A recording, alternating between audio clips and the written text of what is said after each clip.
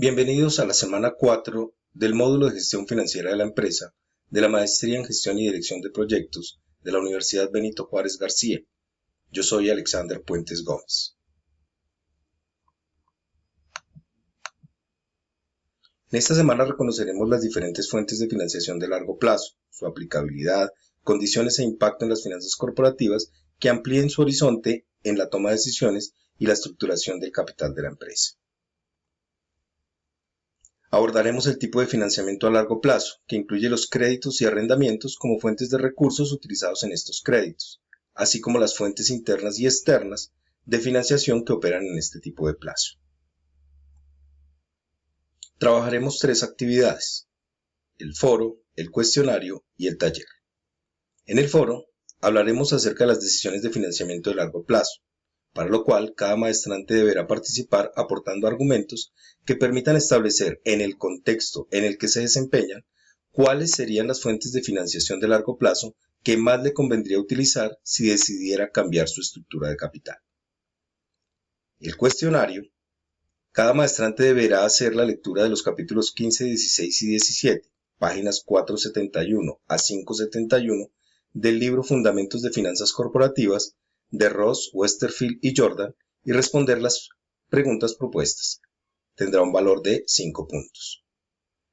Y finalizaremos con un taller, análisis del caso Abengoa S.A., con un valor de 15 puntos. ¿Cómo se financia la empresa? La empresa se financia teniendo en cuenta lo que pretende financiar. Para el caso del corto plazo, es decir, el activo corriente, los activos propios de la operación, como son los inventarios, el mismo efectivo o las cuentas por cobrar, es decir, la financiación que yo otorgo a los clientes, lo haré con pasivos de corto plazo.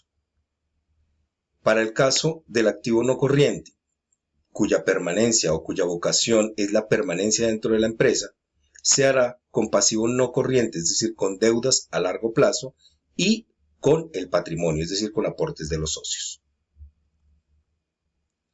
¿Cuáles son los instrumentos de financiación que nos ofrece el mercado?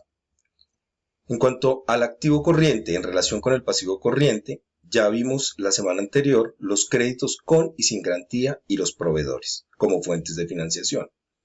Con respecto al mediano y largo plazo encontramos fideicomisos financieros, obligaciones negociables, bonos y las acciones.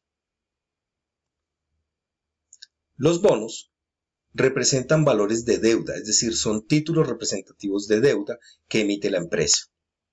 La empresa emisora del bono está en la obligación de hacer pagos periódicos de intereses, es decir, pago de cupones, y el valor par, es decir, el valor de la inversión al vencimiento.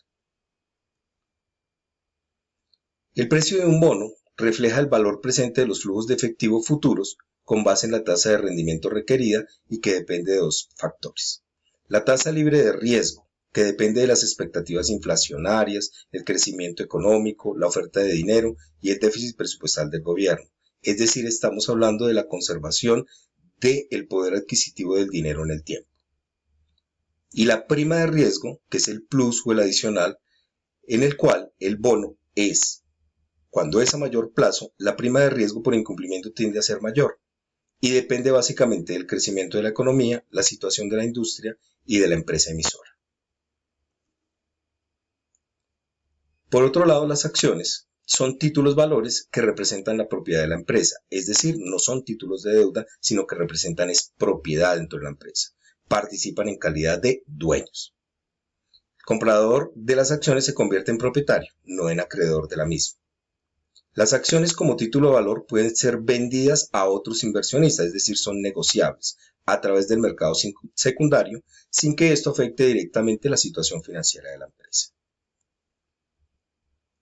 Tenemos 2 tipos de acciones, las acciones comunes y las acciones preferentes.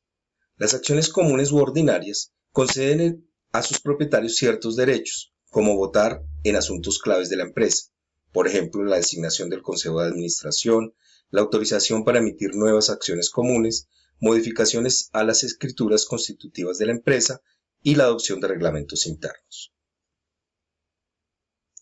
Por su lado, las acciones preferentes representan una participación en el capital de la empresa, pero no otorga derechos de voto. Los accionistas comparten la propiedad de la empresa con los accionistas comunes. Sin embargo, tienen prelación frente al pago de dividendos. Así, las ganancias que queden después de pagar dividendos a los accionistas preferentes, generalmente un monto fijo, corresponden a los accionistas comunes. Por eso, a los accionistas comunes se les denomina también socios o accionistas residuales. Esta semana finalizaremos nuestro módulo de gestión financiera de la empresa. Estaré muy atento a atender sus preguntas a través del sistema de mensajería o a través de los foros. Muchos éxitos en su semana.